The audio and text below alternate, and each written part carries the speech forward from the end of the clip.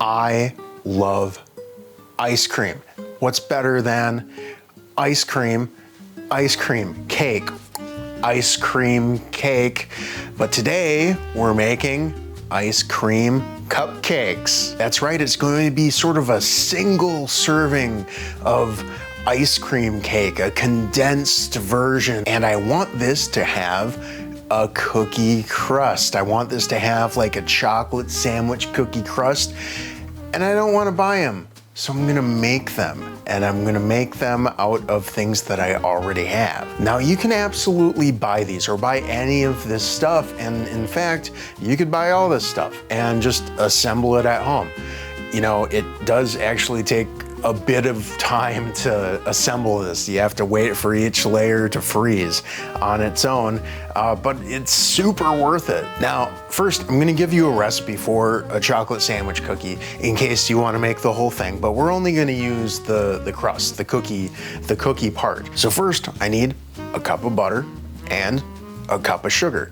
And I'm gonna get those together in a bowl in a stand mixer with about 2 little spoons of salt and beat those together. And once they're nice and incorporated, 2 eggs. Beat those together, and once everything is homogeneous, you want 2 cups of all-purpose flour. Now, sometimes I'll divide this in 2 and get it in there so that it doesn't fly all over the place. And when there are no more dry spots in there, we're gonna add the chocolate part of this chocolate sandwich cookie. And that's gonna look like 1 1/4 cups of cocoa powder. The only other ingredient we're adding, we're gonna give this just a little bit of lift, not a lot, is a 1/2 little spoon of baking soda. We're gonna beat this together. We're going to wrap this up and let it chill in the refrigerator for about an hour, and then we're gonna roll out into our sandwich cookies. Now, I don't have like a really small cookie cutter. You can use the top of a glass. You can use an inverted measuring cup. You can use really whatever you'd like. I wanted some big old cookies. So this is about a 2-inch ring mold. I also used these for the ice cream sandwiches a couple weeks ago. They turned out great. Goods for a really nice like handheld cookie. And once those are pressed out, I'm gonna put them in an oven about 325 Fahrenheit, which is somewhere around 165 Celsius for around 15 minutes. Now, if you're doing smaller ones, if you're doing them more thin than I did here, check them at like 10, 12, see where you are. These aren't gonna have a ton of moisture to them anyway. If you've ever had an Oreo, you know that it like crumbles and the cream kind of holds it together in the middle. And then for the cream, I'm gonna use that same stand mixer. I'm gonna go in with a 1/4 cup of butter and a cup of powdered sugar and just a little spoon of vanilla. I'm gonna beat those all together, and this is slightly sweeter than something like a buttercream frosting, but the cookie element of it is not actually very sweet. It's actually more on like the savory end of chocolate, the salty, savory end, so we have this sweet inner filling. I put this all in a bag, but the bags I'm using are not really conducive to piping out something that's as thick as this. And this split, which is okay because you can absolutely spread this on to the cookie once everything is cooled. And there we have our giant Oreo cookies. So now on to our crust. This is all just to make the crust. And sure, I made some really pretty shapes here, but I also just wanted to bake everything off because it's going in a food processor anyway. So I took the ugly shapes and I made them as well. They're gonna be really delicious once I grind them up. So you want about 12 ounces of this cookie ground up in a food processor to about 3 ounces of melted butter. Blitz those together, get that cookie to the consistency where it can compact. And I'm gonna take an 1/8 cup measuring cup just for consistency, which is 2 big spoons, is 1/8 cup or an ounce. And I'm gonna put an ounce of cookie crumbles, cookie crust in each of these cupcake molds. So if you're using cupcake molds, you either want the paper in there so that you can remove it, or you want it to be this silicone material so you can pop it out the bottom, have the whole thing. You want everything to be cold by the time you add the next layer. So this is going into the freezer. Get really cold. You're gonna get that butter nice and hard in that cookie crust before we bring it out and top it with our vanilla ice cream. Now there are two ways that you can do this. You can churn your own ice cream, which we did. The link is in the description below. This ice cream was just churned this morning, so it's nice and soft. Once you churn an ice cream, you need to get it into the freezer to firm up.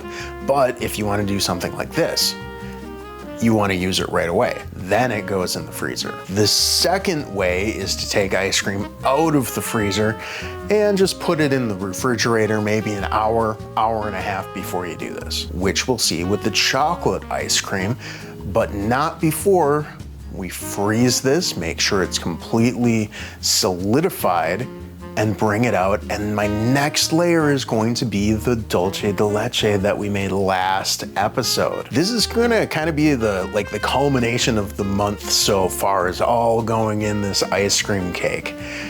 This one took about an hour and it still didn't really firm up the way that I thought it was going to, but that's okay. It's still going to be delicious and it looks really cool dripping down the ice cream cake like that. Next, we're going to bring in our chocolate ice cream. This is really the same ice cream with some cocoa powder added, and I also chopped 71% cacao bar, so there's chopped chocolate in this. This is what we made the devil's food sandwich cookie sandwich, ice cream sandwich. This is what we made the devil's food ice cream sandwich out of. Can't even remember the name of my own things that I made.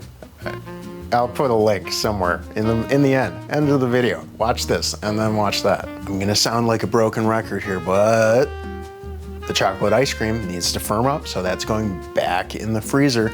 But now we have some things that we can do, and I'm gonna make a whipped cream, and I'm going to make this out of a cup of heavy whipping cream, a big spoon of sugar. You can really use the sweetener of your choice. I've had honey whipped cream and maple syrup whipped cream, agave nectar whipped cream, but either way, you want about a big spoon of the sweetener of your choice and about a little spoon of vanilla extract and just a pinch of salt. Salt's gotta go in or else you're not gonna taste anything. It's just gonna be sweet. That's delicious, but boring. And you might say, I'm not making sour cream by hand. I've had people tell me that they're not gonna make a simple syrup. And that's just, okay, then I can't get you to cook. It's literally called simple syrup and there's very little that you actually have to do with it. But this, it's 3 very simple ingredients, 4 if you count the salt, and it took me about 4 minutes, and I rested in between. I probably rested about once a minute. I find that the side to side beating action rather than acting like I'm beating an egg really whips this up very fast. And I wanna go past light peaks. I wanna go past medium peaks. I wanna take it right to the edge of stiff peaks. In fact, this is so stiff it doesn't even have a peak. And that's about the edge of where you can take this to before you start making butter. And this will keep its shape very well while I pipe it onto the ice cream cake and get it in the freezer. So I'm gonna get this into a bag. It's gonna hold this time, and I'm gonna pipe this onto my cake.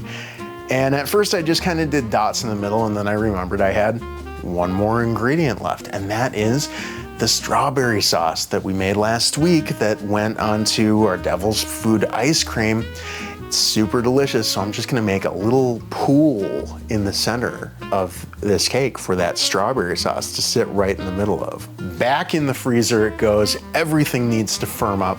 This took about an hour and a half to 2 hours for everything just to solidify to the point where I could cut into it and get a really nice cross section for you guys. So yeah, you do kind of need like all day to make this, but you're working for like 10 minutes at a time. You go sit down, you read a book, you watch the news, you do some chores, you clean your apartment. My apartment is not clean right now. You wouldn't know that I just made something super inactive. And then you have delicious ice cream cake for dessert. Let's try it. All right, guys, we have our ice cream cake, ice cream cupcake. The principles are the same. And this can all go together however you want it to. Sandwich cookie layer. We have the vanilla bean ice cream. Last week, we made the Dulce de Leche layer as well as the strawberry, some homemade whipped cream, chocolate with some chopped chocolate in there. It's kind of a devil's food kind of thing. We made a devil's food sandwich cookie a couple weeks ago. All right, let's try this thing out. It's melting all over me.